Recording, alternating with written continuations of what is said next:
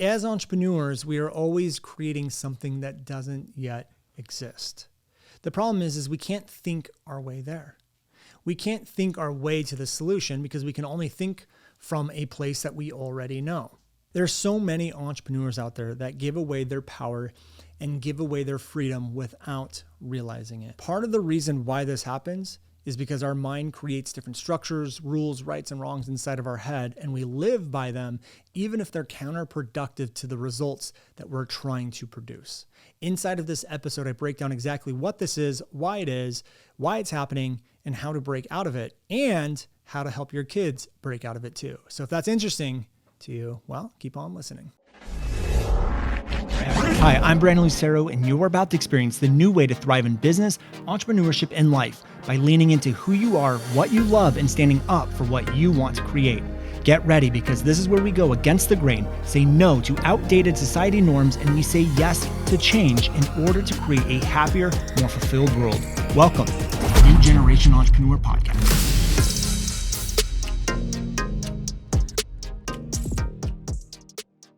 Hello, everyone, and welcome back to another episode of the New Generation Entrepreneur Podcast. Today, we're going to be talking about a concept that is really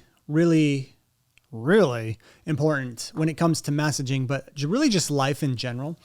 This is a concept that I've incorporated or tried to incorporate and continue to be intentional and mindful to incorporate this in with the way that I parent my kids, the way that my wife and I kind of look at the world, and all of that good stuff. This will be a concept that can bring a ton of freedom inside of your life. It can give you a lot of your personal power back. It allows you to better create the life that you want. And this concept has been something that I've developed stronger and stronger and stronger into my own life over the years. And I do believe it has played a huge part in the success that we've seen over the last couple of years. And the idea here is, let me go here actually. This idea hit me, and this is an idea I've played around with for a long time. This is a concept that I've understood for a long time. But the way I'm going to describe it to you today kind of hit me when I was sitting in silence on one of my walks. So if you've been listening to the podcast for a while, you understand how important silence is to uncovering answers. I believe that silence speaks louder than words, than noise, than thinking. I think silence is one of the most powerful things that we can have. You get a lot more answers in the silence. And the reason why is because when we try to think our way to a solution, we can only think from a place that we already know. So when you're trying to create something different or outside the box, how on earth are you supposed to create it? Think your way there. You can't. That's why we have some of our best ideas in the showers. When we journal and we're in the quote unquote in the zone, we tend to just write so fast or come up with ideas so fast that we can't write them down fast enough. That's the silence. What the silence is, it's quieting the thinking mind. Because again, you can only think from a place you already know. So when you silence the thinking mind, you get rid of what you know, and there's nothing but possibility. There's nothing but optimism. There's nothing but creativity. And that is where the best answers come from. That is where the pivots will come from, the direction will come from, the answers that you need to move forward. They will generally be in the silence. So when I was sitting in the silence, which again, I try to do every single day, it was on a walk, and I started asking myself the question, and I was thinking of our students, what do our students need the most? What concept do they need the most? And I was actually really thinking about a lot of our mentorship students. So we had our a mentorship call, and we had our mentorship VIP day back in October, so around a month ago. And there were some hot seats that we did. And I remember looking from an outside perspective at some of the students, and I remember thinking, oh, they think there's a right way or a proper way of doing this. They think that there is a right or proper way to operate within their space. They think there's a certain way that they need to be inside of their industry, inside of their niche. They think there's a certain way to create a program. And what I started realizing was a lot of students, and including myself, a lot of people, I don't want to say are victim of, but are powerless sometimes to structures inside of their life. And the phrase that kept running through my head when I was sitting in the silence was that when you realize that all the rules, the standards, the industry norms, all the things that you view as right and wrong, when you start to realize that all of those things were created by people just like you, you reach a dangerous level of power. Let me say that one more time. When you start to realize that everything that you think is normal, that you think is right, everything that you think is wrong, all the structures and standards inside of your life that you operate within, the day you realize that all of those were just created by someone else, someone just like you, you reach a new level of power inside of your life. And a couple of reasons why. Number one, because you are not powerless to those standards anymore. You have free reign to go create and do and live your life however you want. Rules don't apply to you unless you let them apply to you. Number two is when you realize that those standards, those norms, those right and wrong, quote unquote, right and wrong ways of doing things were created by people just like you, you start to realize you can do the same thing. Do you want to know why I can create what I create inside of my space? Because I said F you to the way things were done. I didn't care that people had set a standard that how-to tutorial-based content is how to grow an audience online. That was a standard. That was a right and a wrong thing. And I said, F you to that. No, it's not. I don't want to do that anymore. Someone at some point said this is the right way and everyone adapted it and it became a norm inside the space. And that norm sucks. I don't want to live by that anymore. So I freed myself from that. And now I help free other people from it as well. I'm creating a new structure, a new way of operating within my space. So I get to change the space. I get to evolve the space. And I reach a new level of power and freedom inside of my business. One of the reasons why is because I was able to let go of all of these standards that I was supposed to be operating by. I let go of all the rules of how to build a team, how to do this, how to do that. And I did it the way I wanted to do it. I did it on my own terms. But not only did I just do it on my own terms, I'm building new structures within the space so that I can free other people from it. That's what I do. That's what I do for work. And to give you guys a couple of examples of this, number one is that we are told that we need to work Monday through Friday, 9 to 5. That's just the way it is. That's the way it's always been. That's the way that it works. That's the way successful businesses are run. Everyone has to work Monday through Friday, 9 to 5. And some of you may know this, but this concept of working Monday through Friday, 9 to 5, never existed until about the 1920s when Henry Ford came in and said, this is what we're going to do. You commit to us Monday through Friday, 9 to 5, and I will take care of you for the rest of your life through pension plans and stuff like that. That's how the Monday through Friday, 9 to 5 existed. And that became a norm. And now all companies operate through Monday through Friday, 9 to 5. But when we look at different countries, European countries and Spain, like they don't operate Monday through Friday, 9 to 5. Yet they still have businesses that thrive out there that do really well, that have millions and billions of dollars worth of sales. And I'm kind of going off a tangent now. But I do think that actually the Monday through Friday 9 to 5 thing is going to break. I think it's going, and we already see it. I think it's going to break. Give it 20 years, maybe even less. I don't think companies will be operating Monday through Friday 9 to 5 anymore. There might be certain hours or things that you have to hit. I think things might actually be more KPI driven. Like, here's your job, here's your responsibilities, make sure it's done. However much time you want to spend on it is however much time you want to spend on it. Make sure the quality of work is good. And that's kind of a philosophy that we have here within my company. Obviously, if you're paid by the hour, then you kind of have to put in the hours to make what you want to make.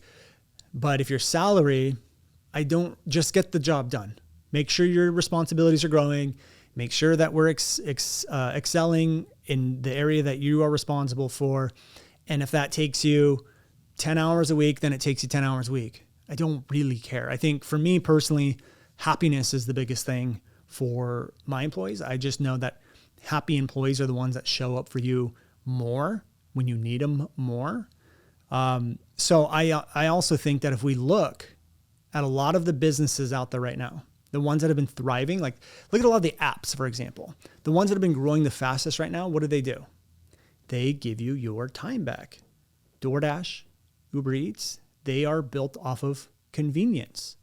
Same thing with Uber. And Gary Vee has been talking about this for a long time, is that there's a lot to go or a lot to say for time and convenience. Nowadays, when you can save people time and you give them more convenience, that is what they're searching for because they want more of their time back. So I've taken this within my own company and I've looked at how do we break down this rule or these walls or these structures that I have been told that I need to operate within, which is, my business Monday through Friday, 9 to 5. And how do I break them down? Because I remember when I was an employee, I remember when I worked for my dad. And by the way, I was 24 years old, making $70,000 a year, working for my dad, taking time off when I wanted to take it. And I hated it. Like I had the most cush job you could ever ask for. And I effing hated it. I hated being told that I had to show up at a certain time. I hated knowing that I had to work Monday through Friday. I hated knowing I only had 2 weeks a year to spend any way I wanted to know or spend it. I hated knowing that I only had 2 days a week to do to focus on my own stuff or whatever I wanted to do, with one of those days, Sunday, being ruined because I knew I had to go to work on Monday. I just hated it. So now that I'm an employer, I now know what it feels like to be an employee, and I don't want them to feel that way. I don't want them to have to come into an office if they don't want to come into an office. We've been told that we have to be in an office. And that one took a while for me to break down. COVID sped up shutting down of our office because no one was coming in anymore. And I realized Taylor had been preaching to me for a long time, like, we can work virtual. That's because she wanted to move to Colorado and not have to have a huge commute back to the office when she was living out of town. But those are all ways that I've been able to let go of this Monday through Friday, 9 to 5. I started to realize that it was something that causes unhappiness in people. It is constraining. It doesn't give freedom. I want to give freedom to my employees. So one of the things we did is we went all virtual. They can work from wherever they want. I don't care. They can go on vacation as long as they're putting in, if they do have 2 weeks off a year, but they can literally say, hey, I'm going to go to Europe for a month. I'm going to put in some hours when I'm there and I'm going to work and make sure all my responsibilities and KPIs are growing. And I'll be like, great, go, have fun. Don't care. You can work whenever you want, however you want. I don't even care if they want to wake up at 3 a.m. and work till 11. Just make sure your stuff gets done. I don't care. Whatever works for you guys. Another thing we've also done is we also just gave them the last 2 weeks of December off, because I don't want to work during December. It's very slow inside of our business in December. There's no point to having everyone working full time in December. So completely paid off the last 2 weeks, December 15th or 16th or 17th, whatever it is, 19th. You have all off all the way until January 3rd. Essentially, you have 2 weeks of paid time off to go spend with your family and friends. Why? Because we're not working. Why? Because I said F you to the structure of you have to work. Why? Because I don't even want to work. And why? Because I want my employees to be happy. I want them to understand that my job, my vision, my company is not their number one thing in their life. It shouldn't be their number one thing in their life. I want them to be happy. I want them to have other priorities inside of their life, their family, their own goals, their own ambitions, their own things they like to do for fun. Those should be the priorities of life. Life is meant to go enjoy, not work your butt off 24/7. So that's one way of how I've been able to look at my life that is now impacting other people. I said F you to the Monday through Friday, 9 to 5 a long time ago, and now I give that to my employees. And I do think that the norm is going to start changing, especially over the next 5 years, 10 years. And I think by 20 years, Monday through Friday, 9 to 5 will not be the norm anymore. I think a lot of companies are already adapting to that. But let's go back to the whole issue that I'm talking about here, because that's just one of them, right? Monday through Friday, 9 to 5 is just one example of a structure or a right and wrong that people don't question. And that's part of the problem, is no one questions anything anymore. No one can think critically anymore. They can, they just, in most cases, choose not to. And that's the problem, because then when you can't think critically, when you don't question things, you are completely at the mercy of all the other rules, structures, and right and wrongs that people make for you, which means you are literally letting other people control how you live your life. And then you sit there and wonder, why am I suffering? Why does this suck? Why do I feel judged? It's because you're at the mercy of everyone else's rules, expectations, and standards. So let's talk about how do we break out of this? Because I believe to my core, when you can fully break out of this, you experience a dangerous, and I mean dangerous in a good way, dangerous level of freedom and power. And it's dangerous because your life will never be the same. Once you understand this and you implement it in your life, there is no going back. There's no going back to who you were and how you lived. It will change everything. So this is one of those red pill, blue pill moments from the Matrix. Because once you understand this and once you start implementing it in your life, I will warn you, it's addicting. It really is.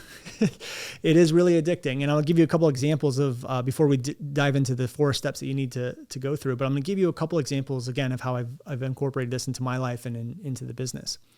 So we did the whole 9 to 5 thing. The other one was we hear this thing inside of online business all the time that you got to email your list once a week. When I started the 4X effect, I didn't want to email my list once a week. I didn't want to do it. It didn't feel right to me. But everyone tells you this is what you have to do in order to grow a business. So I didn't do it. I want to get the stats on this. And I know when things calm down, Taylor and I will pull the stats on this, but I want to actually pull the stats on how many emails we sent our lists in 2018, because it wasn't a lot. It was like anytime we wanted to sell something is the only time we emailed our list. We also did not post content consistently. We didn't have videos going out on YouTube or anything. Nothing was consistent. We did the opposite of what everyone tells you to do. Be consistent, post once a week, let them know what schedule you are, all of that. Like, here's when I'm going to post. If I had to guess, we sent maybe 3 or less value emails, like in 2018. And by value emails, I mean, here's a piece of content you can have that I'm not selling anything. Just go watch it or consume it. Maybe 3. And we went from having nothing, so 0, I was negative $40,000 in debt, to over $1 million in sales that year. Why? Because I did things differently. I wasn't at the mercy, or I wasn't a victim to the rule of, quote unquote, rule of you need to email your list. I didn't care. I did it on my own terms. And guess what? We were still successful. It was my first $1 million year. I don't think we collected $1 million. I think we collected like 850,000, but we had done $1 million in sales, so projected. But we did that in the first year. And I didn't follow any of the rules. I was happier. I didn't feel the stress. I didn't feel the anxiety. I didn't feel the pressure of having to do something because someone else told me to do it. I did it my own way, and it was completely freeing. I was completely powerful. Why? Because when people are preaching me, you need to do this, I just go, okay. And I walk away and I don't do it. Because I don't want to. I don't have to. I'm going to be successful the way that I want to be successful. I got rid of that structure, that rule. I will say now we have moved back into the let me add value consistently and let me email my list and all of that stuff. We do it once a week. And we do that now, but I'm happy doing it because we have the team now. We have the bandwidth now. We have the structures inside the business to do it now. I'm not even the one sending them or writing them. I'm just doing my podcasts. Our copywriter writes them.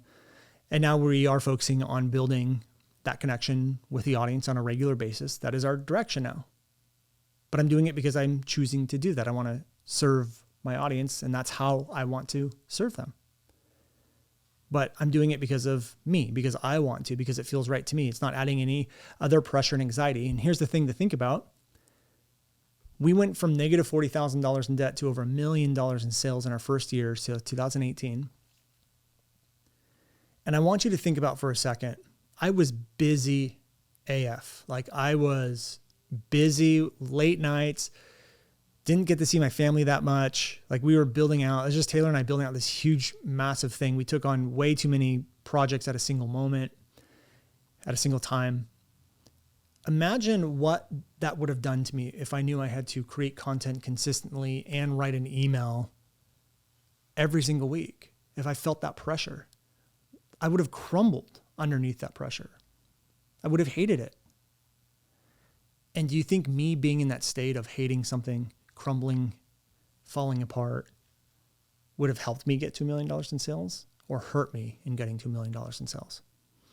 Probably would have hurt me. Probably would have put me in a pretty bad state of overwhelm. It probably would have taken more time away from my family, making me feel even worse. But because I was able to recognize, here's a structure, here's a rule, I'm not going to follow it, doesn't serve me, don't want to. I'm going to be successful whether or not I follow that rule. That was the decision. That was the life the decision I made to live my life by, and I was fine. I did what I wanted to do, and I had the personal power to be able to go and implement it, and I knew to the core of my being what I was creating. I didn't have to live underneath those rules.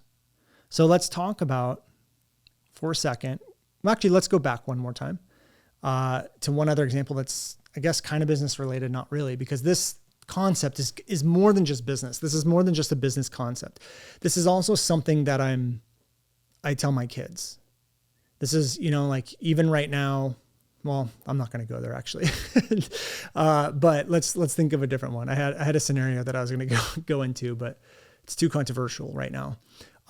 So another example would be, I have friends that homeschool their kids, and that goes against the norm. We've grown up thinking that homeschool, at least I have, homeschool kids are weirdos, or not so, like they lack social skills.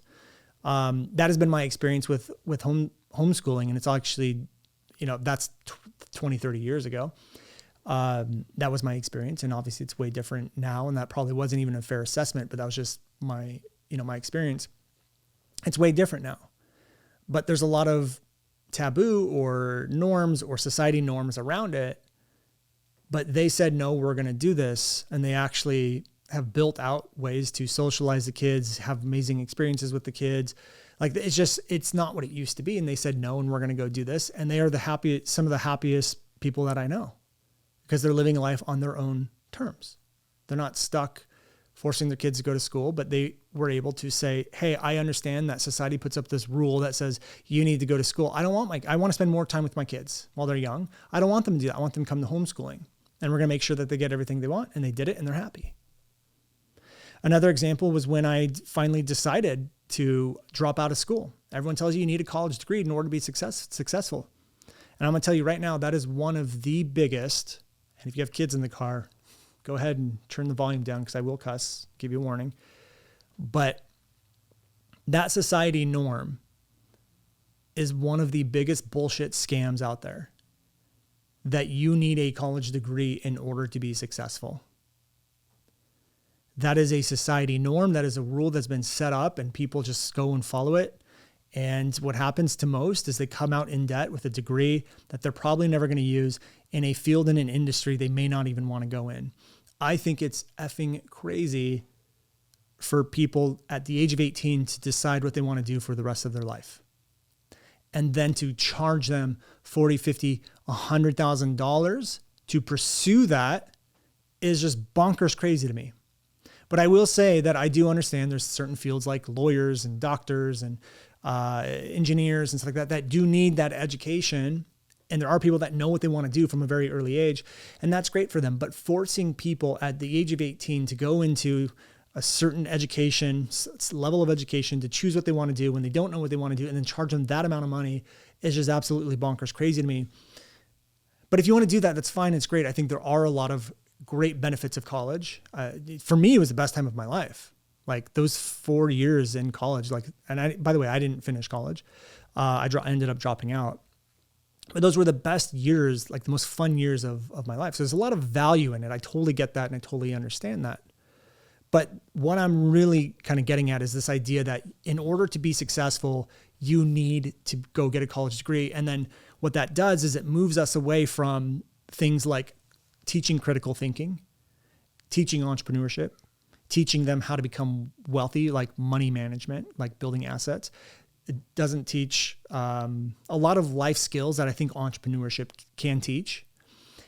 We don't teach those to them. Those are all the skills that we need in order to be successful, to be creative, to be able to manage money, to be able to understand how taxes work, to be able to critically think, to find new solutions, teaching them how to sell. All of those things are very valuable skills that can allow anyone to be successful, whether or not you have a college degree. So those are just, again, a couple examples of what I'm talking about.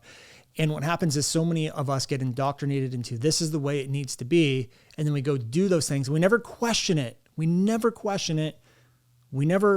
think critically about it, and we just go follow it. And then we ask ourselves, why are we unhappy? Well, it's because you have let yourself be at the mercy of someone else's rules, someone else's standards, and those may not align with how you want to live your life. So the first thing that we need to do is we need to become aware that they're even there in the first place. So anytime you feel anger, or you feel frustrated, or you feel like you're stuck or forced to do something, or you're using language like, well, because. Even with your kids, they ask you why you have to do something, and your answer is because.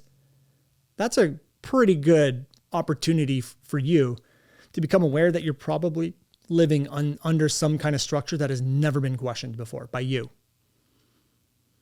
So if you are out running around and on a hike or something at the park with your kids and it's raining, and they want to jump in the puddle, and they say, Dad or Mom, can I run and jump in the puddle? And you say no, and they ask you why, and you say because. That is a great opportunity for you to question why you think they shouldn't jump into the puddle. Because that took absolutely no critical thinking on your part to answer because. Because what? Because that's the way it's always been? Because that's the way you were raised? Because that's the way society told you? No. Go let them jump in the effing puddle. Who cares? They'll get dirty. You hose them off. Give them a shower. They're fresh and clean again. But this is what I'm talking about, is that we are on autopilot so many times inside of our business and our life and how we raise our kids that we just continue these structures that someone else created. If your answer is something like, because that's how it's been done, or that's the way it's always been, or that is best, or this is the right way, or this is normal, those are all great opportunities, whether you're building a team, working with people, raising kids, interacting with your spouse. Those are all great opportunities for you to look at that and start to question the logic behind why you are making that decision. And when you question it and you're like, yeah, it still makes sense to me, I like it, I'm happy with that answer, well, then go ahead and keep doing it.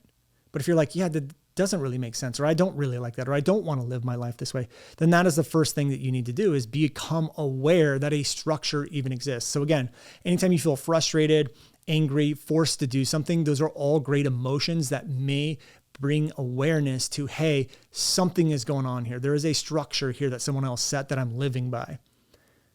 If your answers to people when they question why you do something or why they have to do something, and your answers are things like, because, that's normal, that's right, this is the right way, this is the best way, this is the way it's always been done, those are all great answers that should raise awareness or be triggers to go like, hey, wait a minute, let me really critically think about this. And that moves me to the second point, is what you want to do next is you want to understand where it comes from.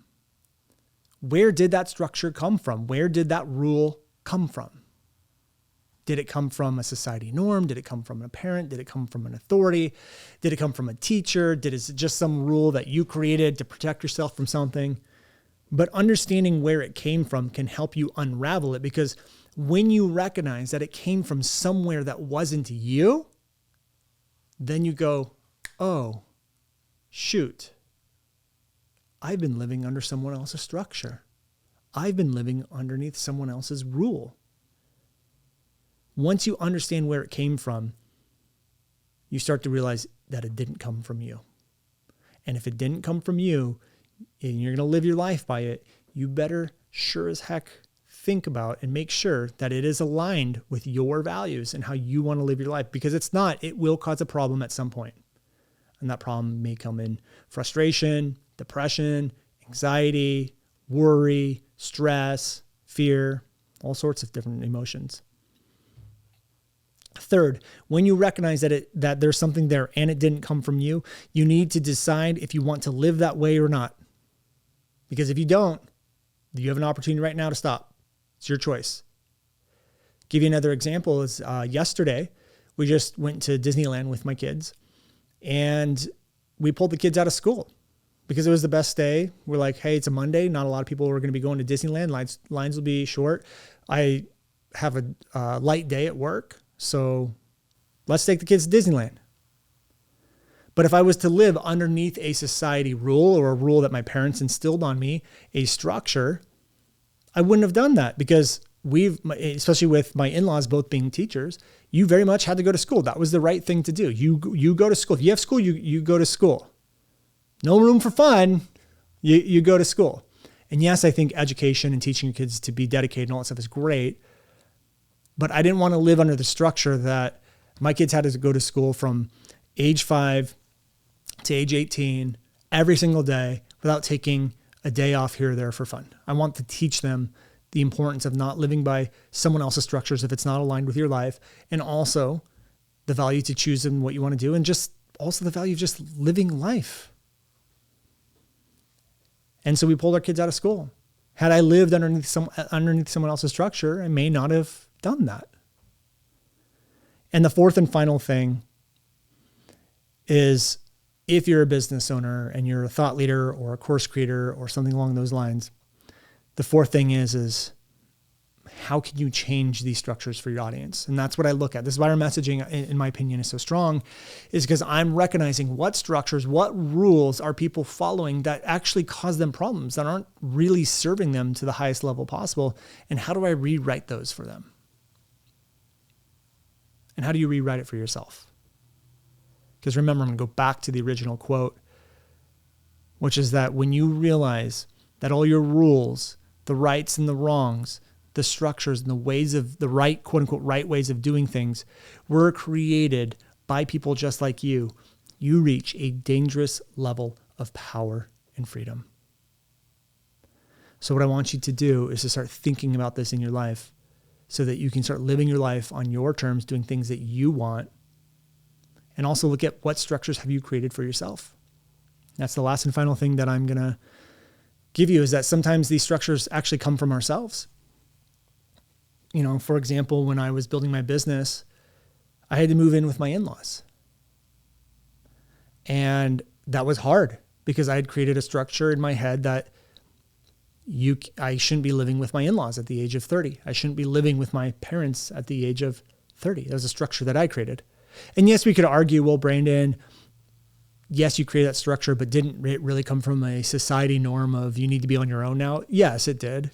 But still, I had the society norm of like, you're at the age of 30, you should have a secure job and a house, that led me to create a structure of I shouldn't be living with my parents. I get that.